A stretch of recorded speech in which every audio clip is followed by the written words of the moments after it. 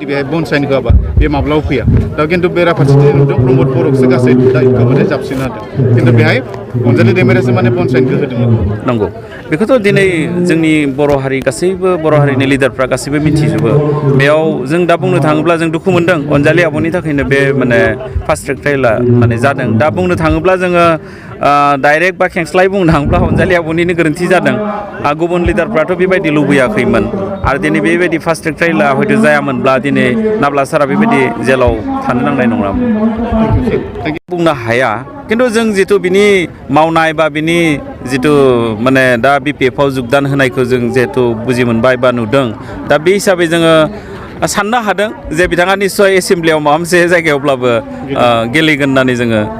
माने मिथिनाय धीरेन बर' बिथाङा बुंदों नैबे जिहेतु दाखालिबो कमिसन दानाय बिटिआरनि माने बायजोआव थानाय जि सोसननाय आरो धीरेन बर' सारा जेब्ला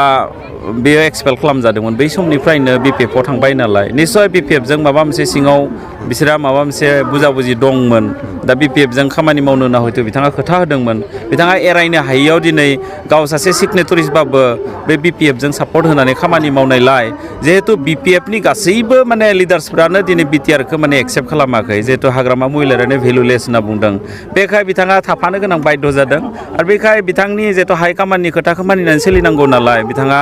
बे हिसाबैनो बेजों फल'वार हिसाबै बे माने गोजोननाय गैया मा गैया बे बाथ्राखौ बिथाङा बुंदों दिनैनि दिनावथ' जों दा प्रमद बर' होननानै जोङो सिगां माला एसे एनै सन्देह खालामदोंब्लाबो जों दा बुजि मोनबाय दिनै बे नङा आंबो मोनसे समावहाय बिथांमोना जेथिया फास्ट ट्रेक ट्रायलनि जिथु माने आयेन पास खालामनो थाखाय जेब्ला जगाजग जादोंमोन बै समावहाय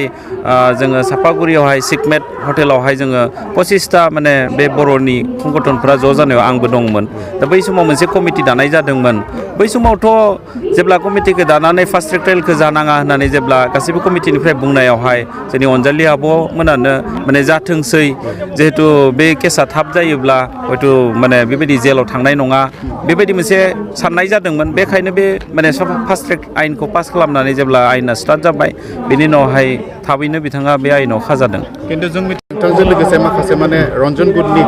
NDPफोरा UPPL जइन जाफैदों आरो बेयो बेनि उनाव आरो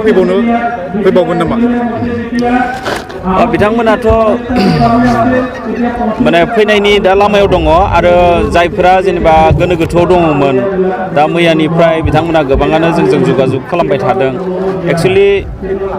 थांनाय जितु 2003आवहाय BTD एकर्ड जादोंमोन BLTफोरा खालामदोंमोन हाग्रामानि नेतृत्वआव आबसुनि हेफाजाबजों दा बै समावहा NDPफोरा बै समावहाय सिगनेटरिस नङामोन दा बेखाय बिथांमोना दिनै एसे लासैब्लाबो एसे बुजि मोनबाय दिनै BTR एकर्डखौ एक्सुवेलि आबसु आरो लोगोसे NDPजोंसो खालामनाय जादों बेखाय BTRखौ मान होनानै बिथांमोना खामानि मावनांगौ आरो बिथांमोना समाय लादोंमोन हारिनि मोनसे मोजां खामानि मावनो थाखाय आरो गेरेमसा हारि दानो थाखाय बिथांमोना समाय लानायखौ जुदि BTRआवहाय सापर्ट होआब्ला बिथांमोना निस्सय माबा मोनसे गेदेर मोनसे गोरोन्थि जागोन होननानै बिथांमोना दायो बुजिनो हादों दा माखासेफोरा BPFजों सापर्ट होदों जायफोरा गोथौयै बुजिनो सेस्था खालामाखैमोन दा बिथांमोना अब्लाबो मैयानि जायफोर काउन्सिलनि लिडारफोर एक्स NDPनिफ्राय सानैसो जइन जाबाय 13 जन जइन जादों दा बिथांमोननि जों जगाजग जादों दा गोबाङानो दिनै खबर माने लाहरदों दिनै आंखौबो खबर खालामदों दा फैगौ सप्तासेनि गेजेरावनो आरो माखासेफ्रा फैनायनि खोथा होदों आरो दिनैबो आंजों लोगो हमलायगोन दायो बेलासियावहाय माखासे लिडारफोर जोंनि बाक्सानिफ्राय दा बे हिसाबै जोंबो गोजोनदों बिथांमोना जिहेतु BTRखौ मान होनानै दिनै बर' हारि बा बे BTRखौ मोनसे जौगानाय बा कमप्लिट जाफुंहोनायावहाय खामानि मावनो आवगायबोदों बे जोंनि थाखाय जोबोर गोजोनथाव आरो बे दा फैबाय थानाय आरो लिडारफोर माखासे बिथांमोनाबो नेनानै दं आरो जिफोर बुजिनो आद्रा दंमोन बिथांमोना गोबाङानो बुजिनो सेस्था खालामदों जों नुदों माने बिदि सिरि थाबाय थादों गुबुनखौ जों नुबाय बिथांमोना खिन्थु नंखाय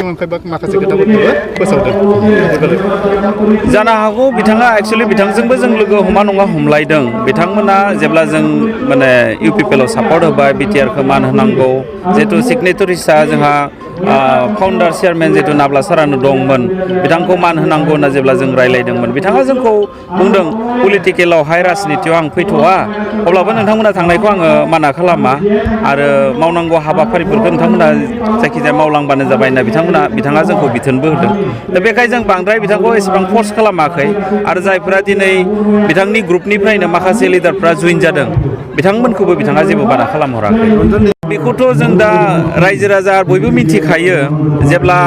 UPPLआवहाय जोङो लास्ट माने जोबथा समफोराव जितु समावहाय जों प्रप'जेल गथायदोंमोन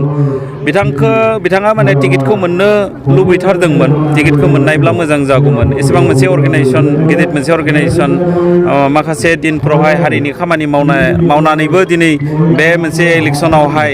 टिकेट मोनैखौ गाव एसे लाजिनाय मोनबाय माखासे बिनि फल'वार्सफोराबो बिथांखौ हयथ' एसे माने दुखु मोननाय फोरमायदों बेखाय एसे खुद्रिनाय जों नुदों जेब्ला जों बिथांजों दङमोन बिथाङा माने बहुत दुखु मोननाय फोरमायदों मानो टिकेटखौ होदिया खिन्थु जों बुजिनो हादों दा बिथाङा निस्सय गावनि पार्सनेल माबा मोनसे लाबा लाबनि थाखाय थांदों होननानै आं सानो